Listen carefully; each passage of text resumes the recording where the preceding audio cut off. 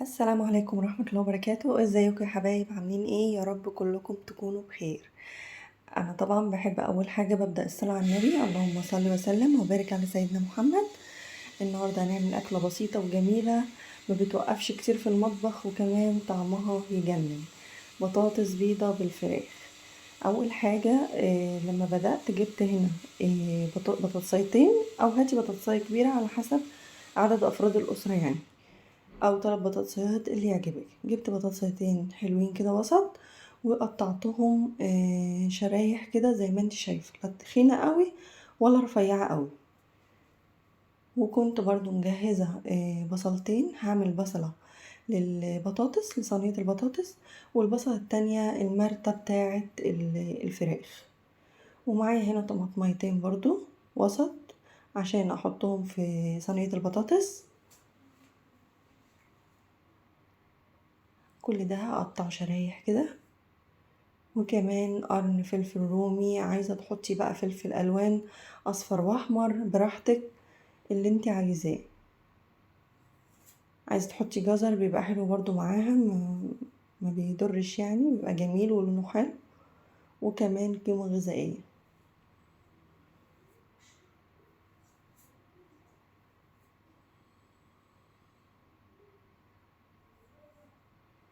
البصل بقى بدأ الأيام دي من الحر تلاقيه باظ من النص كده، ورقة كده منهم، شريحة كده من البصلاية كلها تلاقيها باظت. لازم تفتحي البصل كله كده وانتي بتعمليه، وتشيلي اللي بايظة، والسليمة كده كده بتبقى حلوة وجميلة ما فيهاش أي ضرر. جيت هنا بقى جبت مقلاية كبيرة كده، الوok الألمونيوم ده، وحطيته على النار، وحطيت فيه معلقة سمنة بلدي وورق لوري وفص حبهان. السمنة البلدي دي انا اللي بعملها برضو في البيت من تجميع وش اللبن. لما اجمع برضو هعمل فيديو خاص بالسمنة البلدي، بتبقى جميلة طبعا من غير مصنعات، حاجة عاملاها في البيت ومضمون. وجبت هنا بعد ما حطيت وركين الفرخة والجناحين والكبدة والقنصة دول على قدنا انا عملتهم. انتي طبعا هتعملي الفرخة كلها براحتك على قد عدد افراد اسرتك. وحطيت البصل المرتة وملح وفلفل بس. جيت هنا بقى الخضار اللي انا قطعته، شايفين العدلية دي بتاع ماما الله يرحمها، والصينية برضو بتاعت ماما، بحبهم قوي، كنت واخداهم من هناك و... وعزيزين على قلبي قوي، مش راضية ارجعهم. فعملت كده بقى البطاطس على الخضار في الصينية، وحطيت كام فص توم كده، فصين ولا 3، وحطيت ملح وفلفل فقط. وهزود بقى وهي على النار المرقة الدجاج. بكون انا مجهزه ميه سخنه كده في كزرولة كده، مسخناها خليتها تغلي. وبعد ما الفرخه اتشوحت لمده ساعه على النار، تشويح من غير ما ازود لها اي شوربه ولا اي حاجه، تشويح بس، لحد ما البصله بدات تستوي كده والفراخ بدات تستوي. بقوم شايلاها من الوك ده، واحطها فوق صينيه البطاطس. الأكلة دي بتبقى جميلة جدا وخفيفة، ما بتبقاش حامية، لأن طبعا البطاطس بيضة ما فيهاش أي تسبيكة ولا أي حاجة، فبيبقى طعمها جميل قوي قوي قوي. وحطيت الصوص اللي نزل بقى من الفراخ بقى، دي البهاريز بقى زي ما بيقولوها كده، حطيتها بقى فوق الفراخ كمان تدي طعم. وهنزل برضو بنص مرقة دجاج، نص بس، عشان طبعا انا حطيت ملح وفلفل، فمش عايزة ازود الملح، ومرقة الدجاج بيبقى فيها ملح. وهحط المية السخنة بقى اللي انا غليتها كده، عشان ازود الشوربة بتاعت صينية البطاطس. هحتاج مية كمان هزود عليها برضو،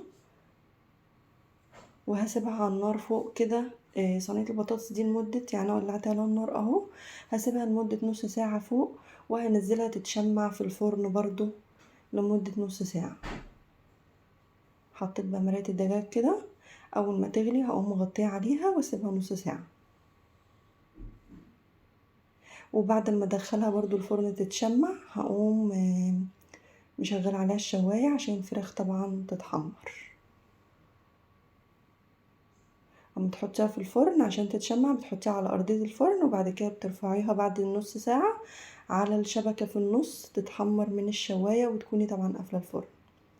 كده صينية البطاطس طلعت اهي، شايفين الجمال، وطعمها يجنن.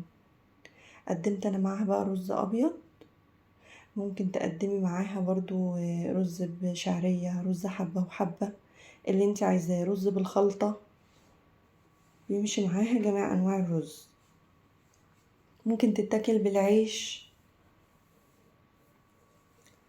مع حبة مخلل بقى او طبق سلطة. اكلة جميلة وما بتوقفش كتير في المطبخ، وطعمها جميل جدا جدا، من روايح اكل زمان. كانت بصراحة بتبقى من ايد ماما، ليها طعم تاني خالص.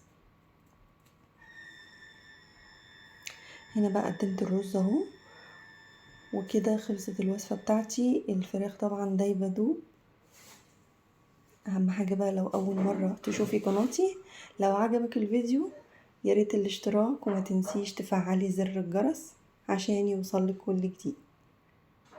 وكده خلصت الوصفة بتاعتي، استنيني في وصفة تانية، والسلام عليكم ورحمة الله وبركاته.